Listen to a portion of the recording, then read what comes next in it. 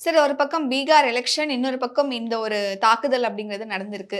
அரசியல் சதியா இருக்குமோ அப்படிங்கிற மாரியும் ஒரு சில இடங்கள்ல நம்ம பார்க்க முடியுது சார். அதுக்கு என்ன சொல்லணும்னு நெனைக்கிறீங்க?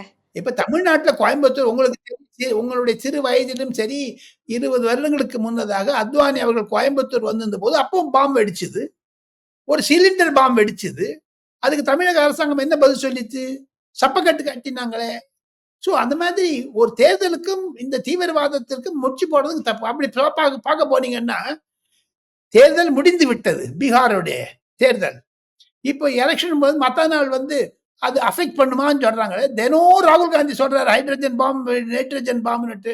அவர் பாம்பு போட்டதுனால தான் தேர்தல் அவங்க தோத்து போயிட்டாங்களே. இப்ப ராகுல் காந்தி எந்த ஊர்ல இருக்காரு? அமெரிக்கால இருக்காரா? டெல்லியில இருக்காரா? வியட்நாம்ல இருக்காரா? டர்க்கில இருக்காரா? யாருக்குமே தெரியலையே. அவர் டெல்லியில இல்லைன்னு தானே ஆங்கில தொலைக்காட்சிகள் வந்து கொண்டிருக்கின்றன. ஆக மொத்தம் எதிர்க்கட்சிகளும் இந்திய ஜனநாயகத்தை பாதுகாக்க வேண்டும் என்றால் அவர்களும் பொறுப்புடன் இருக்க வேண்டும் என்பதுதான் நடுத்தரமானவர்களுடைய கருத்து.